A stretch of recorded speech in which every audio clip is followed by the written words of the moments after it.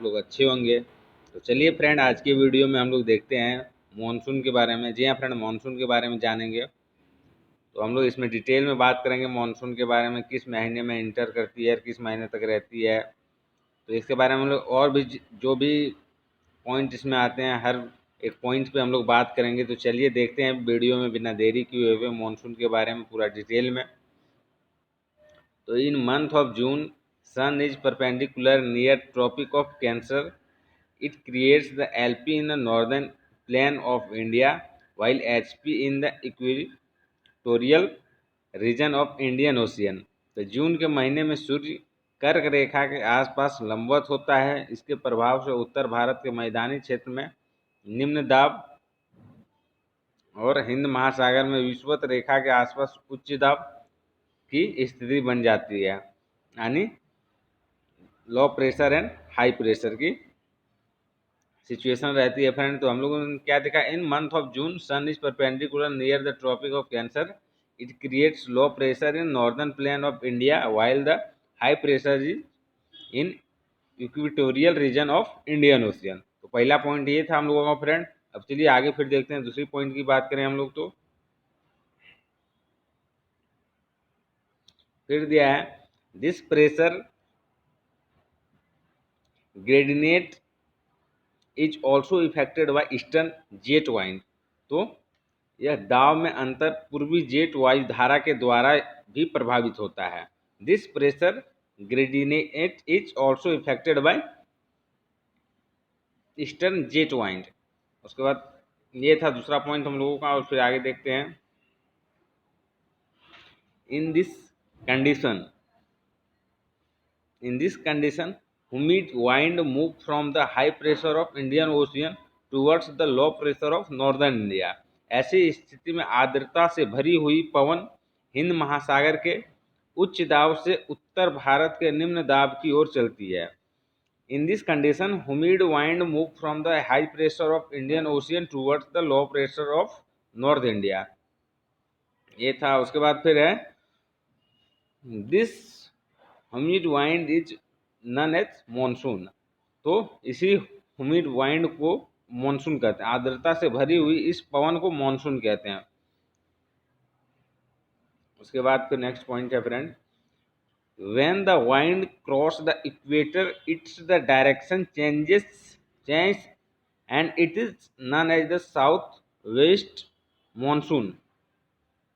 तो क्या था, जब हवा भूमध्य रेखा को पार करती है तो इसकी दिशा बदल जाती है और इसे दक्षिण पश्चिम मानसून के रूप में जाना जाता है.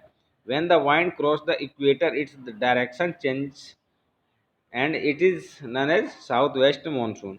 ये हम लोगों ने देखे। उसके बाद फिर दिया है इट क्रिएट्स फर्स्ट रेनफॉल इन अंडमान निकोबार. तो यह अंडमान निकोबार में पहली बारिश पैदा करती है. It creates first rainfall in Andaman Nicobar.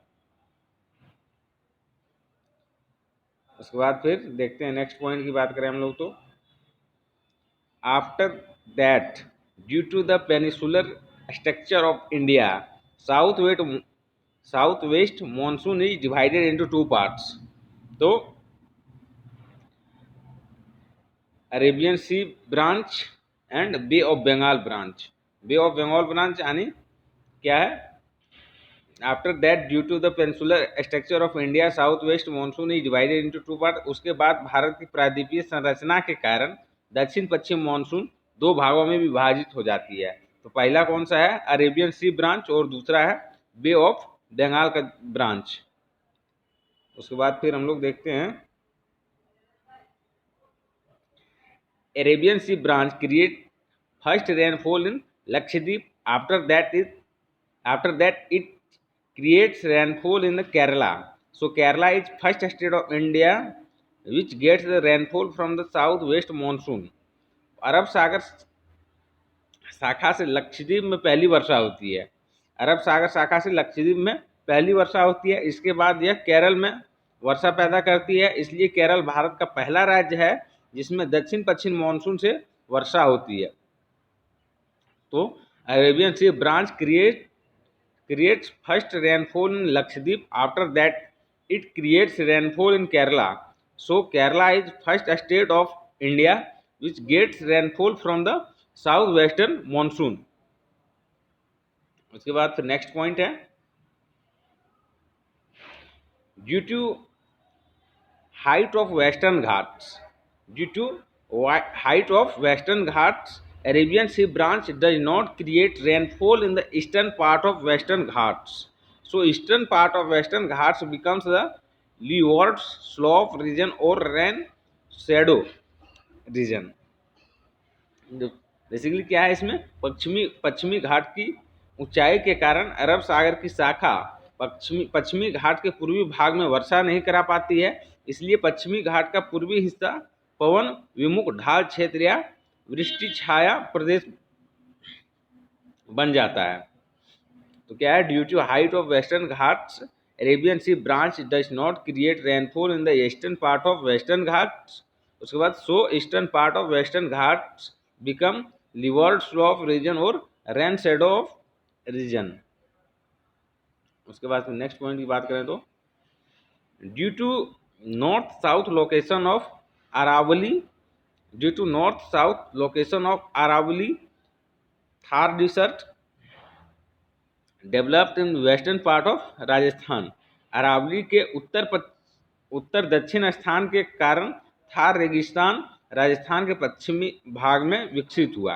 Due to north south location of Aravalli Thar research developed in the western part of Rajasthan. इसके बाद फिर नेक्स्ट पॉइंट है, bay of Bengal branch creates rainfall in Tamil Nadu. Bengal की खाड़ी की शाखा तमिलनाडु में वर्षा कराती है। क्या था, bay of Bengal branch creates rainfall in Tamil Nadu. उसके बाद फिर दिया है नेक्स्ट पॉइंट है friend, due to decrease in moisture rainfall decreases in inner part of south India in the comparison to eastern part of south India। इसका क्या है, आर्द्रता में कमी के कारण दक्षिण भारत के पूर्वी हिस्से की तुलना में दक्षिण भारत के भीतरी हिस्से में बारिश कम होती है।